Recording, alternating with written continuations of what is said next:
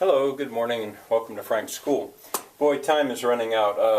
I'm going to travel in just a couple days, and but I'm trying to teach as much German grammar, loving German grammar, as I can before I go. When I come back, I'll have to go on with it because there will be more.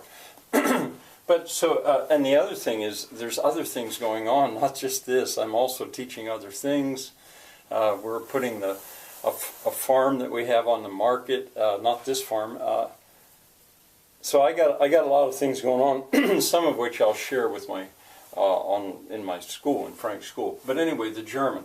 The next sentence goes like this: Da fing sie an zu weinen und weinte immer lauter und lauter und konnte sich gar nicht trösten. Well, Anfang, I said again and again, alle Anfang ist schwer. Anfang is beginning. Anfang. There's the an, and there's the fangen, but it's in the past tense. So, and da, it's one of those things I'm not comfortable with this yet. When does da mean there? A lot of time, I would think it means there. But here it seems to mean then. And this is going to be a real interesting business to sort this kind of thing out, which I almost certainly cannot do before I travel. That'll have to wait a couple weeks. So then grabbed she on, or at, grabbed she at, to cry. We've got our English word whine. Then she, well, I guess I didn't translate this. Then grabbed she on to cry, and cried always louder and could herself quite not comfort, to comfort. Gotta love German. At least when it, when it comes over into English, it sounds so cool. All right, zu weinen. Weinen means to cry. Why do you have to put zu? Well, this means to. So why is it to cry? Hard to explain. As a matter of fact, I don't know if I can explain it. But in this case, you do. Da fing sie an weinen. No. Well, it just don't. You have to put it there. But weinen all by itself, you would have to translate as to cry. It's the infinitive. Und weinte. Now, there's the past tense. This is a weak verb. They call it I'm going to call it a regular verb. It does what you would expect. It puts that ending to make it past. Cried. Always. There's a very, very common word, immer. But you see, I'm not teaching vocabulary now. Now, in a way I am. It's the grammar that I'm after. Louder and louder. Now, here is the comparative degree. Laut, lauter, lautest. In English, loud, louder, loudest. Very similar. You can't do that in the Romance languages. You always have to say more loud. In effect, more loud or most loud. In the Romance languages, they don't accomplish that with an inflection. But English is, at its core, it's a Germanic language.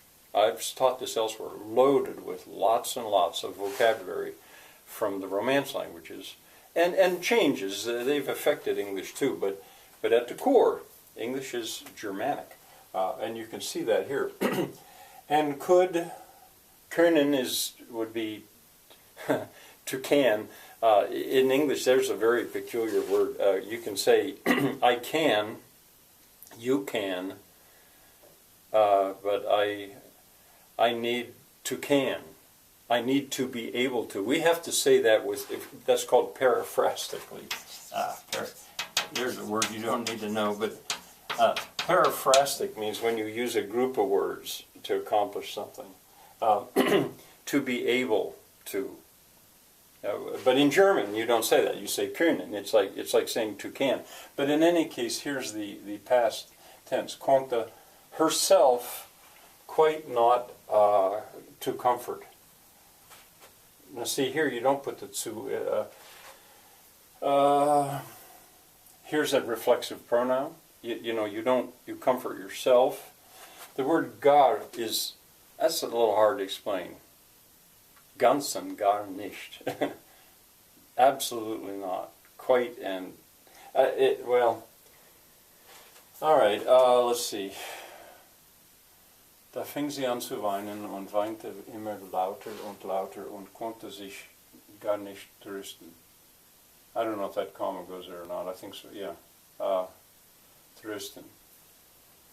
I think that's it. I'm almost purposely going. I'm glad this was a short sentence because I really am running out of time. I've got a lot of stuff to do on the farm. I did want to say that when I travel, I had said I was going to take a copy of the Grimm Brothers Folktales. I'm not on a trip. It's a fat book, and I'm taking this book. This is my grammar book. This was how I learned German. First book in German. And maybe I can tell you this now, that my learning of German was when I was, I think, 10th grader. That would be about 16, I think. I went to a summer school for 6 weeks and studied German intensely, 4 hours, 2 hours a day, or 3 hours a day. 6 weeks. Then, when I was 17, I went to a summer school, and once again for 6 weeks I studied it intensely, and that's when I used this book. I think both years, both summers, I did that. Then that was it. That was it until when I was admitted to Harvard. You took all these entrance tests, and I tried real hard to do as well as I could in German, and I managed to get into second-year German. In other words, I skipped across first-year German on the basis of what I'd learned in those 12 weeks.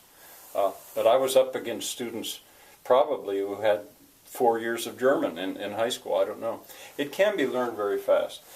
And this remains, I still don't understand this all by any means, but this still remains my best shot at understanding German grammar. So I'm going to take this with me. And I will say more about the trip before I go. And I can't even promise that I'm going to go on with loving German grammar before I actually leave on this trip. But I'm going to try to. So I hope to see you tomorrow. Bye for now.